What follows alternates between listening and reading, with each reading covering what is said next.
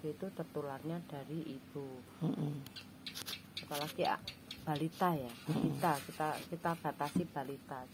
Balita yang positif HIV itu sudah dipastikan tertular dari ibu. Yang kalau dikaitkan dengan moral anak itu sangat jauh. Kita nggak bisa bahwa moral anak ini jelek makanya dia tertular HIV dari ibunya, kan enggak. Dan belum tentu juga dia tertular dari HIV karena ibunya yang amoral, kan begitu kan, enggak. Walaupun tidak menafikan bahwa sekarang remaja masih dalam kategori anak-anak, bahwa remaja juga terinfeksi karena perilaku seks berisikonya, kan. Tapi Mbak, aku pernah dengar dia itu anak dengan HIV. Tapi karena dia sehat, terus sekarang dia umurnya udah 20-an. Jadi kan apapun itu tertularnya dia bukan dari perilakunya, kan, dari si ibunya itu. Karena kebetulan anak itu pengobatannya bagus. Era sekarang itu ada anak yang terinfeksi HIV karena perilaku seksualnya. Okay. Anak itu batasan anak kan usia 10 sampai 7 tahun sampai 18 tahun menurut undang-undang, kan. Nah, tetapi ketika bicara balita, bayi usia di bawah 5 tahun, ketika mereka terinfeksi HIV sudah jelas itu dari ibunya. Yang jadi pertanyaan bahwa banyak ibu-ibu yang tidak menyadari dirinya positif HIV sehingga menularkan ke anaknya, ke bayi dalam kandungannya, atau ketika menyusui, kan itu. Nah, program pemerintah itu kan sudah jelas ya, 3 screening bagi ibu hamil, screening HIV bagi calon pengantin, itu kan sudah jelas. Sehingga program inilah yang harusnya dilaksanakan oleh beberapa aparatur pemerintah yang membidangi itu, dibantu masyarakat. Masyarakat memang berperan aktif dan wajib berperan aktif untuk pencegahan penularan HIV itu. Tapi di sini yang belum terkoordinasi dengan baik adalah peran-peran tersebut masih tidak terkoordinasi itu loh, masih tidak sinkron. Ada beberapa layanan yang tidak mewajibkan screening bagi calon pengantin. Ada beberapa petugas di lapangan yang tidak men-screening ibu hamil, ada. Walaupun tahu maksudnya harus ada screening ya. Semua aparatur kan tahu dan tidak tahu dianggap tahu ketika itu program pemerintah. Nah, artinya bahwa pencegahan positif, pencegahan penularan dari ibu ke bayinya itu tidak secara masif dikampanyekan atau di masyarakat tidak teredukasi itu secara masif, masih jalan sendiri-sendiri.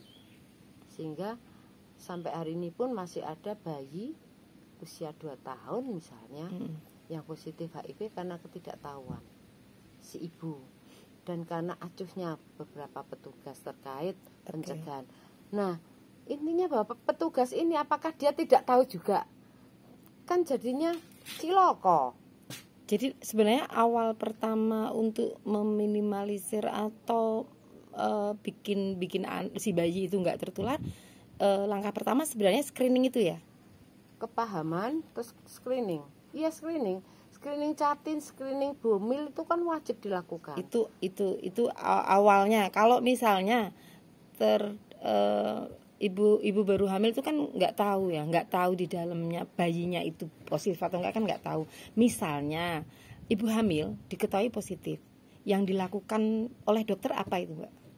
Pertama kali yang menemukan ibu hamil positif adalah bidan desa. Voksinya bidan desa.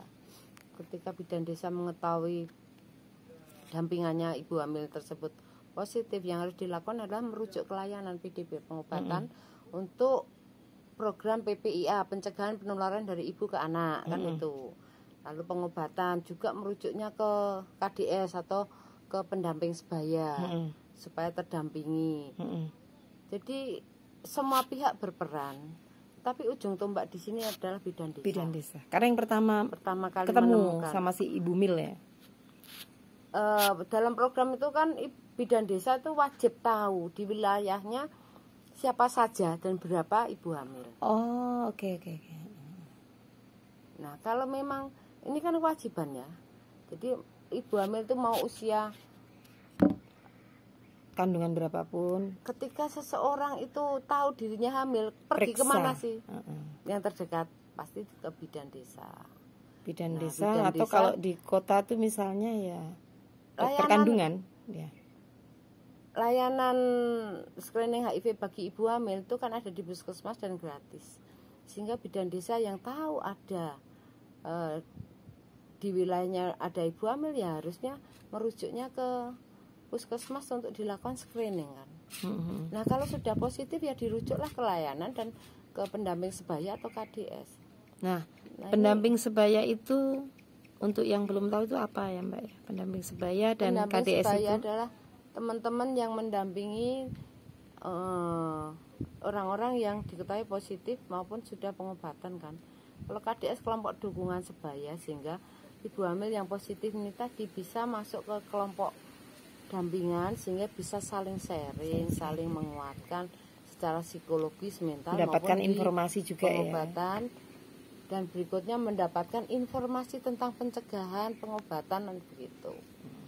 Banyak di sana hanya kadang-kadang yaitu tadi yang menemukan sedikit lalai, tidak merujuk, atau bahkan takut. Nah, betul. ini loh yang paling cilaka lagi kan takut ketika takut diketak. Yang pasiennya itu Bukan, petugasnya. Oh, ada banyak petugas yang takut ketika menemukan ibu hamil positif. toh pun dia sudah dapat pelatihan mungkin tentang HIV. Tidak menjamin. Pelatihan bisa saja hanya buat selfie. Ya kan, ilmunya nggak dapatnya selfie sama pamer. Begitu harus di medsos. Iya, diterap. Realitanya itu. Begitu harus diterapkan, bingung, shock. Aduh. Song malah ilmunya nggak nyantol, sehingga ketika ada kendala di lapangan seperti itu, ada ibu hamil yang positif, dia nggak tahu apa yang dilakukan. Yang lebih parahnya didiemin. Sehingga muncullah penularan dari ibu ke anak. Nggak bisa dicegah dari awal. Betul.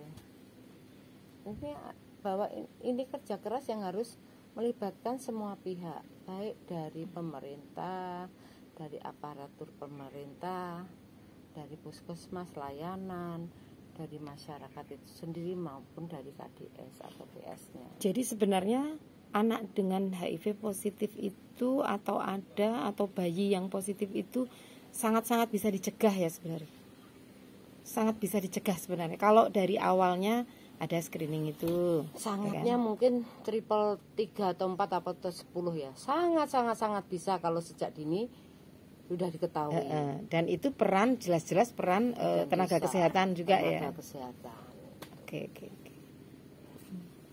Jadi kita nggak bisa melulu menyalahkan si pasiennya ya. Ya kan kadang memang kerja keras semua pihak. Pasiennya kan nggak tahu, dia nggak diberitahu dia positif apa enggak. Betul. Tahu-tahu kok bidan yang biasanya saya kunjungi kok dengan berbagai alasan tidak mau periksa dan lain sebagainya. Kan tinggal merujuk ke layanan, merujuk ke KDS. Susahnya apa sih? Itu untuk tenaga kesehatan. Kalau untuk masyarakat umum itu, masyarakat umum mana tahu dia positif apa tidak? Karena ini ada asas konfidensial. Iya betul. Kalau udah diketahui positif kan biasanya ada konfidensial ya. Terus ini apa namanya? Kalau maksudku itu kan pencegahan dari tenaga kesehatan dengan screening ya untuk si pasien. Nah, si pasien sendiri itu kan dari masyarakat umum. Bagaimana masyarakat umum misalnya menemukan di lingkungannya ada anak dengan HIV? Apa yang harus dengan HIV itu kan, apa yang harus dia lakukan? Ini umpama ada, aduh tetanggaku gitu, itu apa yang harus tahu tetangganya kalau itu anak yang positif HIV? Kalau misalnya karena dulu aku tuh pernah dengar dihubungin sama keponakanku, dia tinggal di daerah Bogor ya, Jakarta yang dekat perbatasan dengan Bogor itu. Dia bilang, tante ini kayaknya HIV, terus kebetulan sepertinya neneknya si yang mengasuh anak itu cerita gitu. Nah di situ aku malah jadi setelah keponakanku itu cerita, karena curhatnya si nenek itu, mungkin nenek itu juga yang karena diurusi nenek, ibunya kerja atau gimana. Nah terus akhirnya aku hubungkan dengan pendampingan di sana di dekat situ gitu. Jadi itu yang aku alamin ya. Tapi kalau misalnya masyarakat umum yang nggak paham tentang HIV gitu misalnya, atau gini kan kita sempat dengar kasus gitu Mbak, apa kayak penolakan anak kayak gitu. Nah menurut Mbak Eni artinya kan di sini kenapa masyarakat menolak anak dengan HIV untuk sekolah dan sebagainya itu itu kenapa? Namanya kan diskriminasi.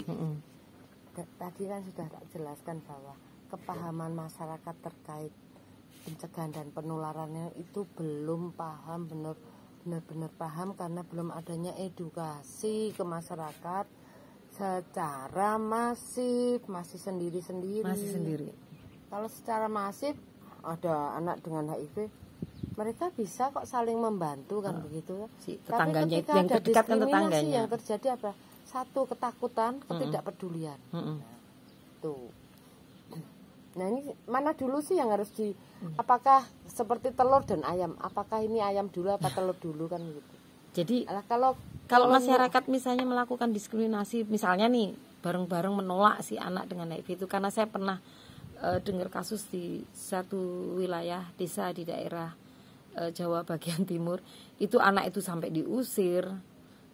Sedangkan di situ juga ada pendampingan, ada KPA-nya juga. Nah itu sampai diusir dari desa itu loh Mbak, yang apa ngenes, yang tragis, dan itu di tahun 2017. Artinya kan kalau di tahun 2017 itu kan isu HIV di Indonesia ini kan sudah lama toh Mbak. Yang salah tuh apa? Nah itu yang aku pikirkan, yang salah tuh apanya, di mananya kok sampai dengan kasus yang udah lama di Indonesia masih ada pengusiran untuk anak dengan HIV. Anak yang kita bahas tadi dia belum apa tertular bukan dari faktor risiko perilakunya gitu, bukan dari. Kembali lagi pada kepahaman masyarakat. Misalnya ketika aku tidak paham cara penularan HIV, bagaimana aku bisa bergaul, hidup bersama, berinteraksi, bekerja dengan teman-teman yang positif HIV? Pasti takut kan? Jadi nggak bisa menyalahkan masyarakat 100%. Kalau masyarakat gini, ini kan tadi kembali lagi pada lingkaran setan. Ini siapa sih yang salah? Ini siapa sih yang harus memulai? Kalau yang memulai? Ya memulai dari diri kita sendiri lah. Maksud kita ya. Kita ini nyaman dengan kebodohan. Literasi juga banyak. Betul. Masyarakat itu kan sekarang itu kan sudah dikatakan pada miskin literasi, oke? Betul. Miskin literasi karena tidak mau membaca, mendengar. Minat baca rendah, sangat rendah tuh minat bacanya. Bagaimana bisa memahami? Ini mana yang salah? Semua salah, termasuk saya salah. Dan nggak bisa menyalahkan pemerintah juga. Pemerintah sudah kasih program, ya kan? Ada program. Pengobatan gratis, pengobatan juga gratis ya. Program ada, pengobatan gratis, pendanaan dan lain sebagainya, fasilitas dan sebagainya. Tetapi kalau si aparatnya yang harus melakukan edukasi ke masyarakat tidak melakukan edukasi masyarakat. Berarti intinya gini. Kerja bareng semuanya ya, kerja bersama semuanya ya. Kolaborasi dan kerja cerdas. Oke. Dari pemerintah sudah ada program. Ya kan? Aparatnya gimana? Nah, terus masyarakatnya gimana? Terus penggiat piye? Pegiat LSM juga komitmennya betul, relawannya ya. Betul bisa dipegang. Iya, betul. Jadi pertama pemerintah sudah ada program, terus tenaga pendanaan hanya bermain-main di proyek. Nah, jadi pertama pemerintah sudah ada program, artinya sudah ada kemudahan di situ ya, ya betul kan? Sudah ada kemudahan kan, udah ada program, terus sudah ada pondasi, terus tenaga kesehatannya udah ada pelatihan. Tinggal menerapkannya. Nah, ke bawah-bawah lagi pasiennya. Ada pelatihan, ada selengean, enggak memperhatikan. Kan sia-sia itu dana untuk dana gede di hotel lagi ya. Nah, itulah. Dapat sangu lagi. Keprihatinan seperti ini nih. Terus untuk ini, kemasyarakatan, kemasyarakatnya juga harus rajin baca informasi, mau mendengar informasi, mau baca, mau cari tahu gitu ya Mbak ya. Tapi harapan itu untuk masyarakat saya pesimis. Pesimis karena realitanya begitu. Masyarakat itu ya entah kenapa masyarakat di Indonesia khususnya itu mereka untuk rasa pengen tahu, pengen cerdas, pengen pinter itu untuk hal baik padahal ya. Susah banget. Untuk hal baik. Kalau yang untuk hal yang wagu-wagu yang nggak penting malah semangat mereka ya. Misalnya gibah-gibah gitu. Malah semangat. Giliran informasi kadang menghindari. Ya itu tadi. Jadi kuncinya itu mentalitas masyarakat. Terus mentalitas dari aparaturnya, kan? Mentalitas dari masyarakat itu sendiri sukanya yang heboh-heboh, yang hoak-hoak. Iya. Kan hoaxnya itu kan sangat kenceng sih. Iya. Oh itu kena HIV. Jangan deket-deket misalnya kita nanti tertular. Ngertinya wong nakal gitu ya. Itu masyarakat masih ada sedikit pemaafan, tetapi ketika petugas yang seperti itu, nah itulah betul. Artinya di situ ada. Kalau masyarakat oke lah. Di situ ada apa? Kalau ketika saya aparat itu tidak memahami, padahal sudah ada informasi sekomplit mungkin, mereka tetap juga tidak paham. Disitulah artinya ada kegoblokan. Dan gini ya Mbak ya, baik secara intelektual maupun secara tanggung jawab. Kalau orang kan taunya kalau HIV itu untuk orang-orang yang kotor gitu ya, dianggap yang dari lingkungan yang nggak beres itu kan. Padahal sebenarnya orang yang terinfeksi HIV itu dari lapisan manapun kan Mbak. Bisa dari dokter, dari guru, dari pilot, kan? dari semua kan masyarakat yang pekerjaannya apapun kan, yang masih disebut manusia. Iya betul. Yang ada darah di tubuhnya dan apalagi ada nyawa dan ada darahnya, ada apalagi sudah melakukan seks aktif itu ya. Iya kan? Kalau untuk yang dewasa loh maksudku. Seks berisiko. Seks berisiko ya.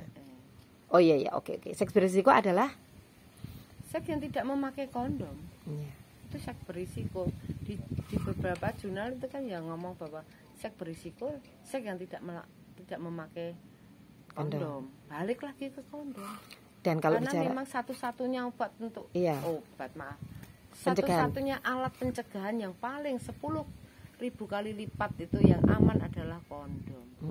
Tapi kondomnya memakainya yang benar ya. Melakukan hubungan seksual, kondomnya ditaruh di jempol. Ya. Memakai kondom kembali lagi ke kalau supaya meminimalisir anak-anak dengan HIV, syukur-syukur bisa 0% ya. Pertama itu yang screening ibu hamil itu ya Mbak ya. Catin sama orang menikah tes sama salah satu tujuan orang menikah, pasangan menikah itu adalah ada mengetahui harapannya adalah meneruskan keturunan. Nah kan, iya. Udah itu kuncinya. Jadi perlu catin sama ibu hamil. Itu sudah ada programnya semua. Terus pelaksanaannya, tenaga kesehatan harus implementasinya, tenaga kesehatan harus bisa melakukan perannya dalam pencegahan itu sama semua lapisan masyarakat, semua profesi, pegiat-pegiat di isu HIV. Dan berawal dari diri sendiri ya kata kuncinya ya. Dari diri sendiri ya betul. Oke ya, dari diri sendiri, inget ya, semua berawal dari diri sendiri. Dan semua itu kan punya diri toh. Dirinya itu nggak pinjem ya Mbak. Semua punya diri sendiri. Sewa. Oke, jadi itu untuk tentang mencegah anak penularan dari ibu ke anak, salah satunya itu, dan harapannya anak nggak dapat stigma dan diskriminasi itu ya Mbak ya. Terima kasih.